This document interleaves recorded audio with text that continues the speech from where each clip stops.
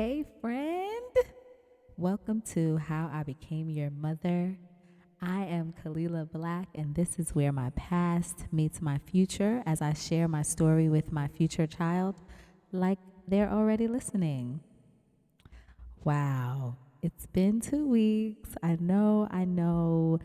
Listen, I am still juggling this new podcaster role, and I'm wanting to give myself grace, but also hold myself accountable. So I'm sorry if you missed me last Wednesday, but we're back.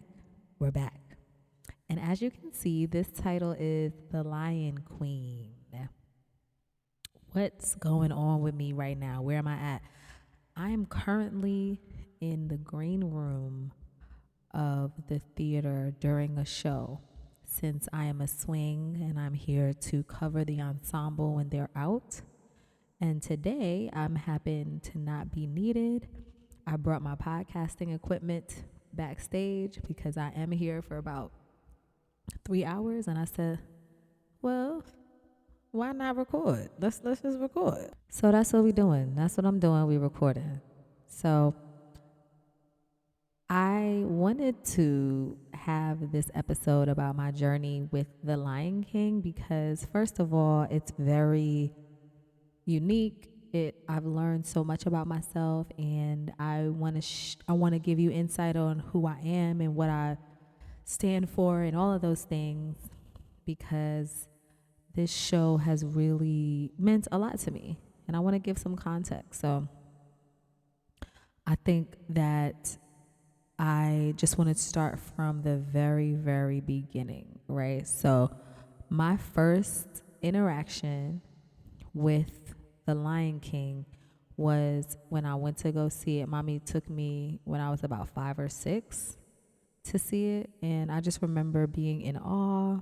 I remember being so taken by the costumes and by the people. I just loved the show. So my second interaction, kind of pseudo interaction with the show, was after college. I was singing in a cover band in Singapore, and the woman who was helping me get jobs at that time, she wasn't an agent, but she was more like, she was acting kind of like that a little bit. And so she had found these auditions for Hong Kong Disneyland that happened to be in Singapore. And so she sent me the audition. Now, this, in hindsight, I don't know if I would have gotten the gig if it were another circumstance because of what has transpired. But basically, when I was in Singapore, I was singing 3 sets of 10 songs 5 nights a week, and I was not warming up. I was not really treating my body the right way. So my voice was hoarse. I was hoarse when I got to those auditions. But come to find out, one of the women in Hong Kong Disneyland, that was Nala, she had gotten unexpectedly pregnant in the middle of the contract. So they were looking for an emergency replacement.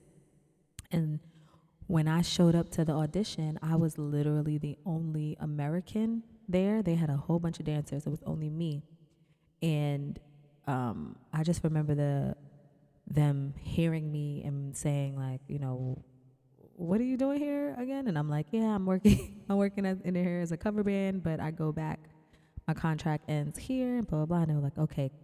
And they gave me the job. And in hindsight, they were like, it's so great to hear your voice without the strain of singing every night in a cover band. And, so I got that gig.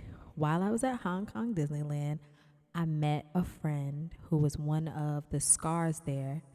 And he asked me, like, have you ever went in to do Nala? Like, have you ever been in or been seen for Nala on Broadway? And I promise you, when he first told me that, my face cocked up so fast. And I was like, what? Like, no, I can't be Nala on Broadway like that. Don't they be dancing? Don't she dance? Don't she flip? Don't she do? Like, I could not imagine myself being a leading lady at that time. And I think probably because even though I was getting reps and performance reps in Singapore, I was removed from acting in theater. So I was feeling like, nah, like I can't do that.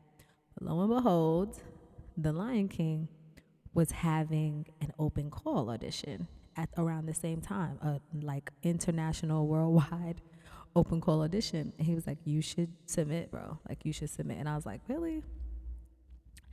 So I submitted. I submitted for the open call audition, and then I submitted maybe like 2 to 3 weeks before it was over. And then when it was over, by that time, I was already back in New York, which is where they were auditioning. They brought me to the finals. During the same time, while I was in finals, I had booked The Color Purple in Greensboro. So while I was performing in Greensboro, I was taking the China bus, 8 hours back and forth. So I would go to do the show, take the China bus, go back to rehearsal, I would go do the show, take the China bus, go into callbacks, then take the China bus back to North Carolina to be in the show. Like it was back and forth, back and forth. Lo and behold, it was me and maybe 3 other women, and I did not get it. My homegirl Nia actually got it that time. She was the youngest adult Nala to be cast because she was actually a teenager. She was actually a kid. She was 17, and so she got it. I was heartbroken. I was like, "Oh, this is whack. Like, this is crazy. Yeah, y'all don't love me. It's clipped." So I was like, it's so funny because this whole time, and this, I would say like 2 to 3 years, I was really adamant about not going on a cruise ships because I was like, the cruise ship shows are corny. Like I auditioned for a cruise ship show for Carnival Cruise Lines in 2007. And when they didn't cast me, I was over it. I was like, y'all are whack anyway. So after I got rejected the first time from Lion King, I was like, you know what? I have to get out of New York. The New York scene is crazy. They don't like me. Like, it's crazy. Because I had been in finals for 3 projects. I was in finals for Book of Mormon. I was in finals for Motown. And then I was in finals for The Lion King. And all 3 of them washed me. They said, it's a pay. You're not needed. It's clipped. I was heartbroken. So I was like, you know what? Let me go get on this cruise ship. So what I did, was I made the jankiest, most guerrilla style reel of all of this chopped up footage from me in The Color Purple, me in Hong Kong Disneyland, and I don't know what I used something else, and I sent it out to mad cruise lines. Within 3 days, I had 2 offers, one from Princess and one from RCL. And I went with Princess Cruises. I was like, I gotta go. I gotta get out of here. I gotta work. I gotta get out of here. And then I went on a cruise, booked the cruise. 2 months into the cruise, Lion King calls me back for a callback. Can't make it. Because why? Because I'm in the Caribbean on a boat, on a ship. I was on a ship. I was heartbroken. Around the same time, I connect with this woman on the ship, one of my homies, and she introduces me to The Secret. The Secret by Rhonda Byrne, which is a book about the law of attraction. And she talks to me about how we create our own reality with the power of our minds, and that I can have whatever I want. And that because these shows know me and have been seeing me, that I could potentially still be on the shows. And she was just like, the biggest thing that I think you need to do is you need to choose. You have to choose. So I was like, because at that time I was just like, I want to be on Broadway, like whatever. I just want to be in a Broadway show, like please, please, please. And she was just like, you have to choose. Like that's how it works. You choose and then you zero in. So I was like, okay. So I was like, should I do Book of Mormon? I'm like, nah, like that's fun, but I always I was shooting for Nabalingi, and I was like, Motown was dumb fun. Like Motown at first was my first choice because I love the music so much, and I was just like, nah, like something told me Lion King. Like something was just like, it's stable. They keep calling you back. They called you back more than the rest of them, so just choose that. So I chose the Lion King, and I made a vision board. I started talking to myself from the future, like of after I got the role. I researched, I went on a website and I visited the website so much that I was having ads of Lion King all over. I told everybody that that's what I wanted to be. That's what I wanted to be in. I I like researched the whole cast and started following their individual journeys. The Nala at the time before, so the Nala that won was my homegirl Nia, but they put her on the tour. So the Nala that they had at that time, they wound up keeping for Broadway. So and her name is Chantel. She was she's from Toronto, and I remember she had this series online, on YouTube about her experience on Broadway, and I was soaking it up. I was using her words as like visualization tools and her footage of the backstage, and I already knew how backstage looked. I knew how the house looked. Like I was immersed in Lion King, and I would just on the ship, I would just imagine myself and just say, I really want to be in this show. Like I want to do it. Da da da. So fast forward, the next time they called me in, it didn't work out because they wound up finding a former swing to jump in.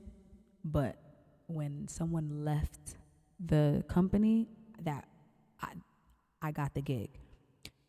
So when I first got the gig to be a swing, it did not come with any cover. So I was just a swing. I didn't have any principal coverage. I wasn't Nala. I wasn't Shinzi. I wasn't Sarabi, Rafiki. I was just a swing, just a cover. And when I was there as a cover, I was like initially very over it because first of all, I didn't know what being a swing was. I had no context for it, and it felt like you were supposed to know. Like when I learned it from the dance supervisor and the dance captain, it was just like, you're supposed to have your book, you gotta have this, you gotta have that. And I'm like, I've never been a swinger. I don't know nothing about none of this. Like, I don't know what. And then on top of that, I don't have no speaking parts. Like, I'm just gonna join the company without nothing. Like, it felt so bold, but I didn't have any representation. It was just me. And I didn't know now, like now I know I wouldn't join a show as a swing without a principal understudy part, but I didn't know that at that time. So I joined the story, and I had a lot of good times. Like I traveled to so many different cities. We were probably leaving the city once a month. Each city once a month. So I was going in the 16 months that I was in Lion King initially. I went to so many cities. I experienced so much. I had a lot of fun. But I was also very miserable with my take because I really wanted to be Nala. And 2 people joined the show after me, and they got the cover, because that was what was attached to their track. But I didn't get it, and I was just heartbroken. So I was just like, I gotta leave. So I left the show, and then they called me 2 months later to cover the show on Broadway, and that's how I made my Broadway debut.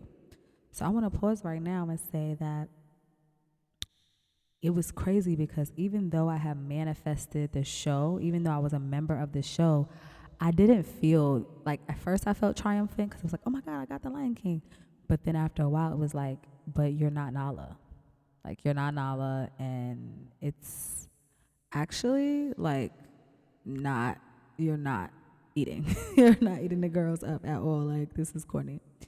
And so it would be crazy because during the whole time I would come there, because Lion King can definitely give at times revolving door. Like, there's a lot of people in and out.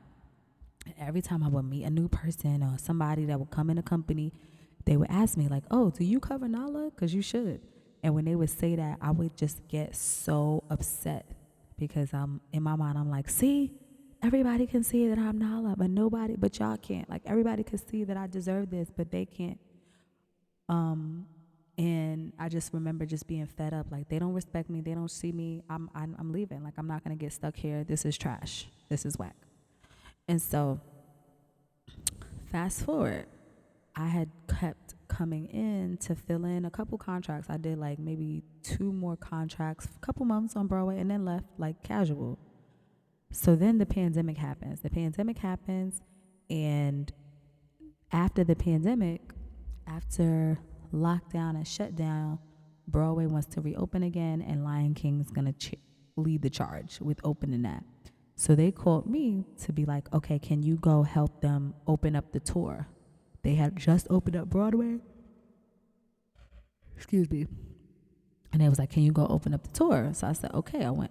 But before that, I was like, do I want to go? And I moved to Los Angeles in the pandemic. 2020, I moved to Los Angeles. I was like, Broadway is clipped. This is your shot. The water is mad, like calm. Nobody's doing nothing. Just move. Move now. While everybody's moving away, you move there. So I moved to California during the pandemic. And then they called me the same month I got my own apartment because I moved out there with my ex. So we had an apartment.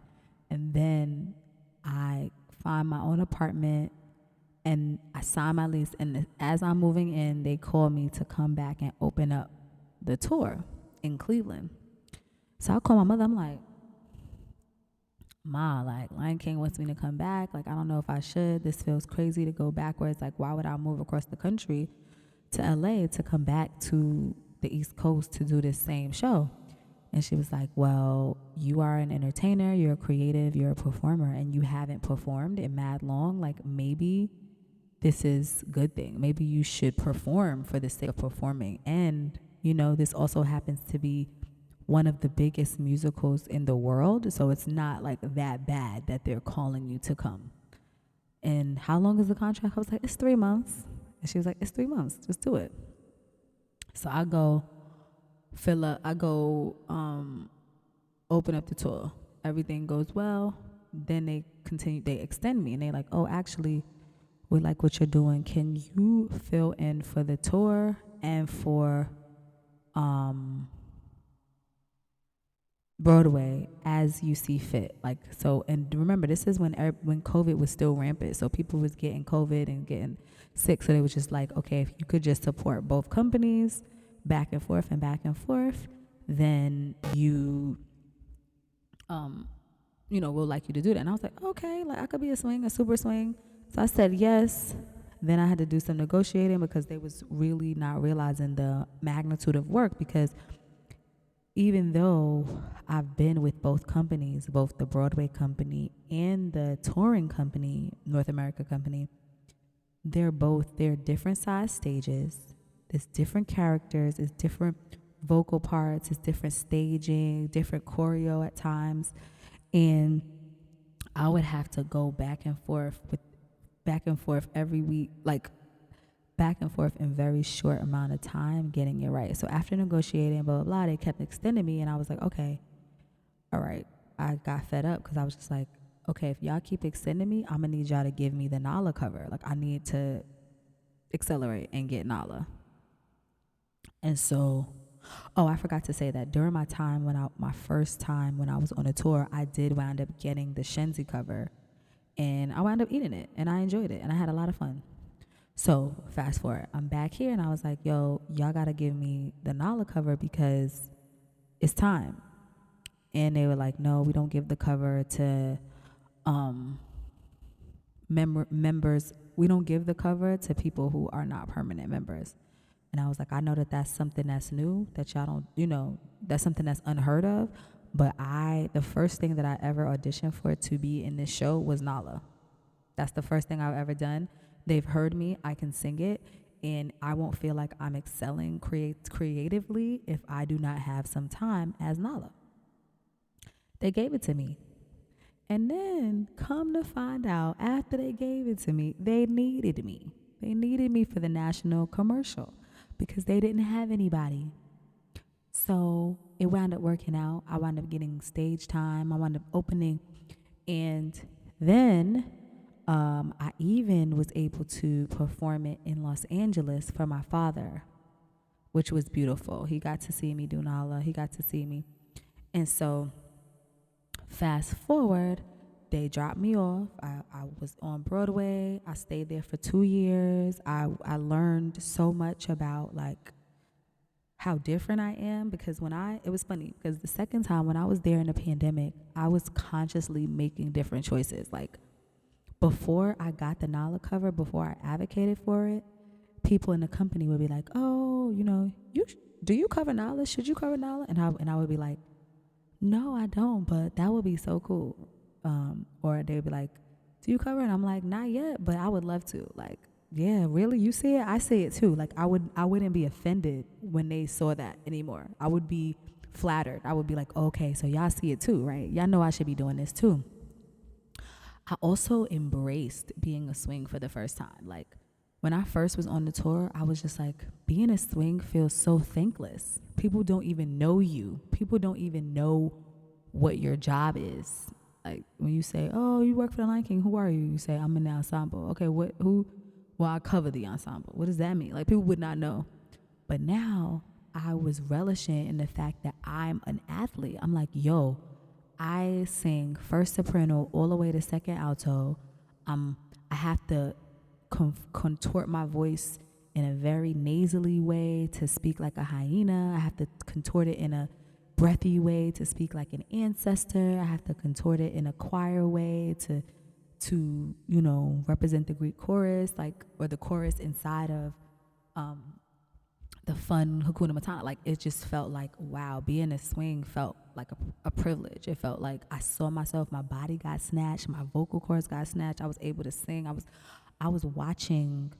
I also realized that when you're a swing, you get to watch more. So I was watching people show. I was congratulating them, taking notes. I was living my life. And that was a different time. Like I was really happy being a swing. So fast forward, I go back on the tour and I tell them like I can no longer extend. Like I'm gonna leave and I'm gonna be in LA and that's gonna be it. Like that's where y'all gonna drop me off. So they go to LA. I go with them, and then I stay home. Fast forward, let's say that was 2 years ago. They called me back April. No, they called me back a couple times last year, but each time I was like, no. And it was funny because when I was in LA, I got to LA, I was like, oh my God, like I finally got the dollar cover. Like I performed in the Pantages. I performed in such and such. Like y'all are not going to see me back with the Lion King unless I'm sitting in that principal chair. Like I'm done with the bunker. I'm done with the ensemble. It's paid. And y'all are, not y'all are paid, but I'm finished. And then they called me in April like, oh, no, they called me other times. I couldn't do it. I told them I'm not doing nothing outside of the principals. They had the whole company come to the Hollywood Bowl 20 minutes away from me and did not invite me because I said I wasn't going to be in the ensemble no more. I was so mad, y'all. I was so mad. Y'all would have rather fly people in and y'all didn't hit me and I'm around the corner from this. I was so sick. But I realized, like, you told them that. You told them don't hit you. So I was like, okay. So I circled back in the email like, yeah, I've realized that I'm actually open to being in the ensemble and the principal. So then they called me back to do two different specialty events as Nala. One was in D23 and one was a Christmas spectacular in Disney World. And that has been amazing. Like I would not have been able to be Nala had I not gotten a cover. Like, so that was great. So I've been working with your grandmother and making sure everything has been like, it's been going well with her and we're still figuring out money. But then when I was there with her, I had been feeling like confused about my resources. Like, what am I, like, if I go work somewhere, how can I manage the home? Like, how can I have to do something that, like, I was just trying to figure out a source of income that could support us, but I couldn't see it. So it was giving very much underneath, depressed, like, just down in the dumps until Lion King hits me. and they asked me if I want to come to the Toronto company. Now, the initial offer, what Canadians make as it pertains to you, the Americans in US dollars, is different, different, vastly different. But after I negotiated and back and forth, I got a deal that I felt comfortable with, and I'm here. And it's been so different, even though the last time I was in the show was 2023. So it's been about 2 years this month since I was in the show. But if I feel like emotionally, like it's been 10 years, because I feel like when I leave the show, about a year after I'm out of the show, I start missing the music. I start wanting to hear He Lives in You. I start wanting to sing Be Prepared and Lioness Chant and Circle of Life. And I think all that time on that ship, when I was connecting with the show and listening to the soundtrack and visualizing and understanding and, watching anything I could find about Julie Taymor's journey and finding the pride in it, realizing it was so Black and all of that, like it got embedded in my soul. So now when I'm away from it, I miss it. I love the music in the show so much. So I remember being like, oh, like I miss singing in the ensemble. The other thing is that the ensemble reminds me of is singing in a choir. I was raised singing in the choir, and I love it. I miss choral singing. It's nothing like blending your voice and hearing yours, but hearing others and having different parts. And it feeds my soul. So when I'm out of show, I be thinking like, dag, like I want to go back and show, like, like, oh. And then they pop up and tell me, hey, you could come. So I come here, and this time is very, very, very different, because this company is brand new. So they opened this company in November of last year. Brand new team, brand new cast, brand new show. I've never joined a company that was this young. When I joined the Gazelle company 10 years ago, it was already, Lion King had been on Broadway like 15 years or 17 years already. So there was a lot more structure. Coming here it was just a different awakening. And it was something that I had asked for, because a lot of the times when I think about going back to the Lion King, and I'm like, oh, is it going backwards? Because am I going to feel the same? Am I going to like interact the same? Is it going to be the same energy? Because sometimes when I'm in one of those companies that has people who've been in the company for over a decade, it can be really cumbersome trying to remain inspired about doing the same show so many times a week. It can be very like, but when you get to do it with people who have just learned it, there's a different appreciation, a different pop for it. And I was just so excited to experience that when I came here. And when I got here, knowing and being like the new girl and the different girl, it felt cool. It's like, okay, like, it's different. Like y'all all joined the company together. I'm dolo by myself, but it also gave like, you needed to come save the company. Like it gives, I'm saving the company, because when I came here, everybody was, they needed me. There was 2 women that have been out for over 2 months. So they were down bad. So that felt good. And then I have to say, like, even just like me growing as a woman, like when I first got here in 2015, I would never look at anybody's show. I would never communicate with the men. And I have to say this, it's so interesting, because I have an interesting thing as it pertains to straight men that I'm working on, where back in the day, if you're a straight man but you're partnered, I just would rather ignore you, because I don't want nobody to think I want to talk to you. I don't want to talk to you, and I really don't have no need for you. And that would just close me off to a lot of things. Just conversations, I would be weird because I just felt like I didn't want to be perceived. I just didn't want no funny business with nobody's man. But now I realize like that's mad childish. Like there are boundaries, there are steps before breaking boundaries that can be worked out, and you can be open and you can share your light and you can connect with the straight man without it being like, what's going on, So that's been different. I've been very, very open. I've been having new friends. And it also feels good to be kind of like the veteran too.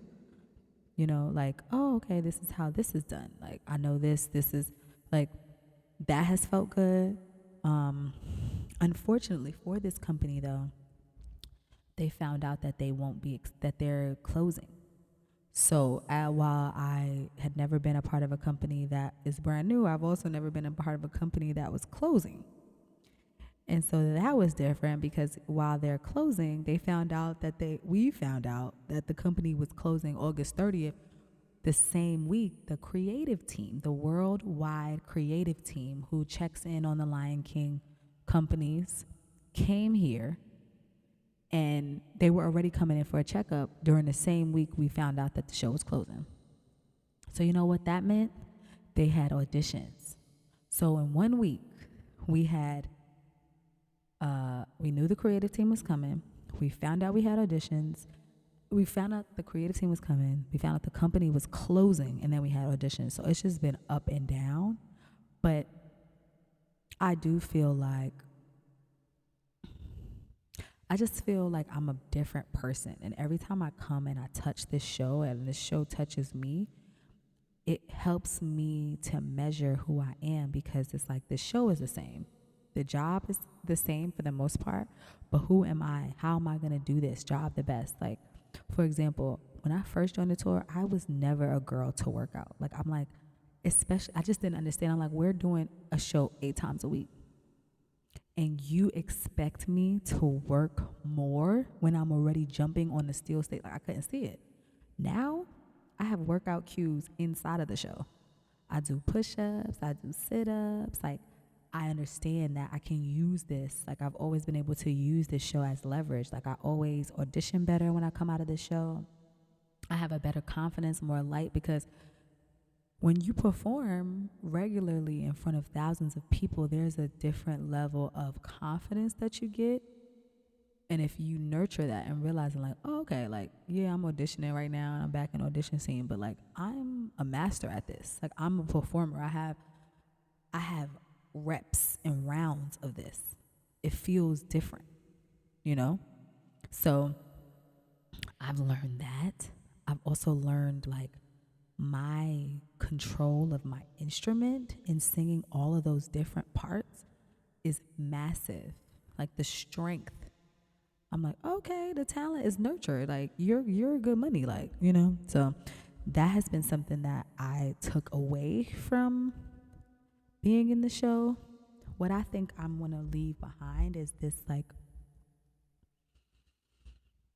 this pressure of having to do something new. Now, granted, even though I've been in this show for 10 years, I cumulatively have maybe done 4 years.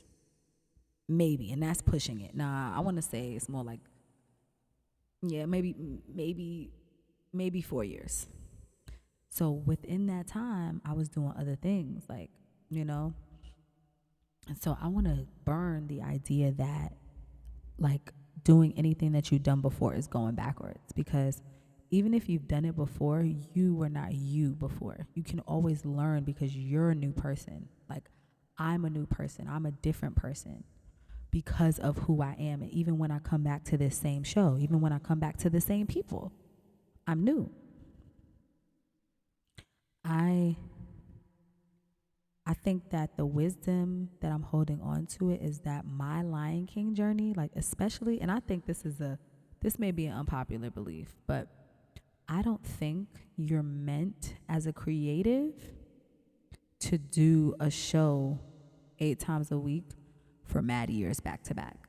I just don't see it. I just feel like there comes a point in time where you don't bring that same level of fire, integrity, gratitude for it. And I think it's up to you to honor that by taking the leave, by getting out of there. And I feel like Lion King is one of the best places to do that because they always need you back. They always need you back. So also, hey y'all, if y'all one of my Lion King family members on Broadway, homies that don't want to let go ahead and let it go. Go ahead and let it go. Get up off that golden throne, them golden handcuffs, and give somebody else a shot while you recalibrate so that you'll be ready and different the next time the Lion King calls you back. What are my gratitude parts? I think that the thing that's like one of the most gratifying things is probably the love and reception from the audience members. Like walking through the aisle every night, having people crying and in tears, being moved by your presence is a connecting, validating, and affirming experience that makes me feel like I'm walking in purpose. It's like all of this time auditioning, all of this time singing in the mirror, all of this time refining these characters in this role, I get it. It made it worth something. Like this makes it worth it. I'm a star.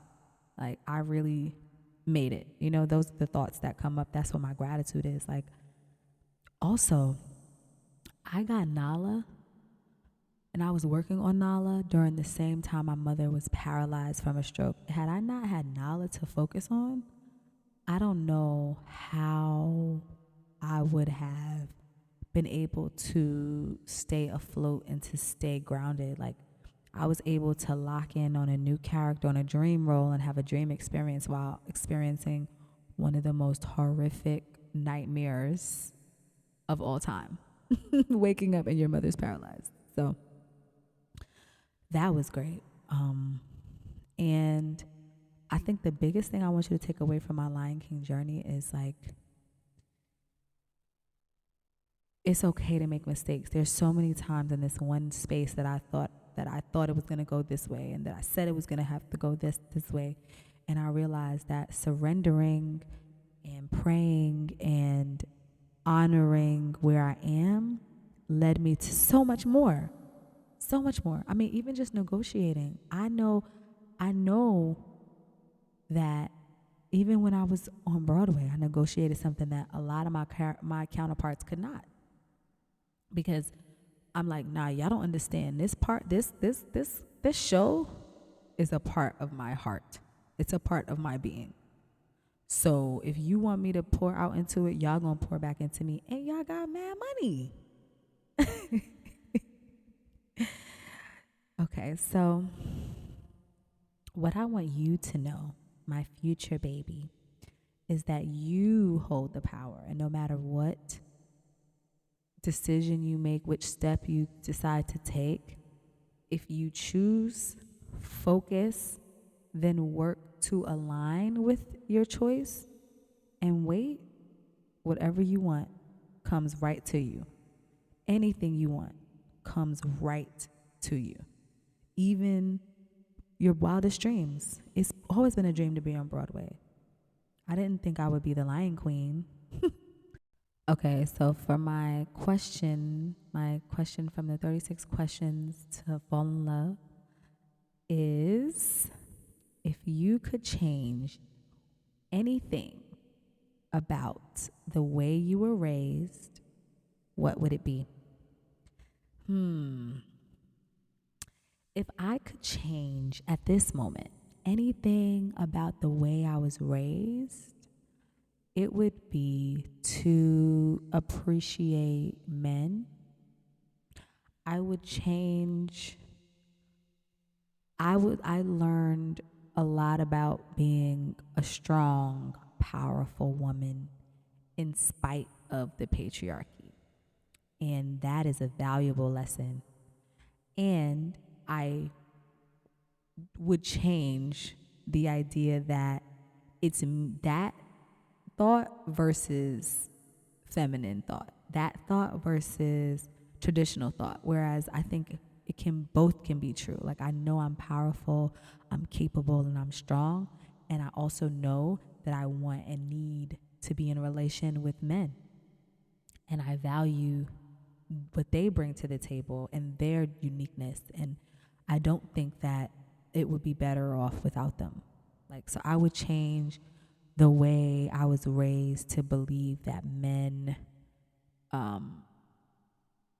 were a second thought, because later on it had me refining my thought process. And when I have a son, which you might be listening right now, I wouldn't want you to feel that way.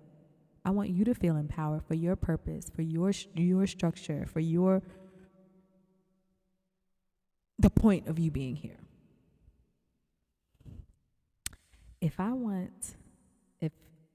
you only remember one thing from this episode, I want you to remember that anything is possible.